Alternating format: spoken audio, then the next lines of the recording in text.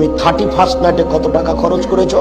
বেশরম, বেলজ্জা ছেলে, তোমার বিদ্যাকে, তোমার নীতিকে, তোমার টাকাকে কবর দিতে এসেছি।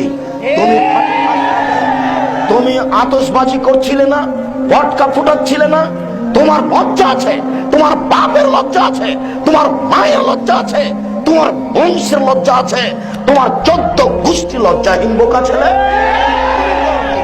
তোমাকে, তোমার মাকে, তোমার বাপকে, তোমার বংশকে যদি আমি অশিক্ষিত প্রমাণ করতে না পারি, জাতির সামনে বক্তব্য দিব না, তোমাকে বলে গেলাম।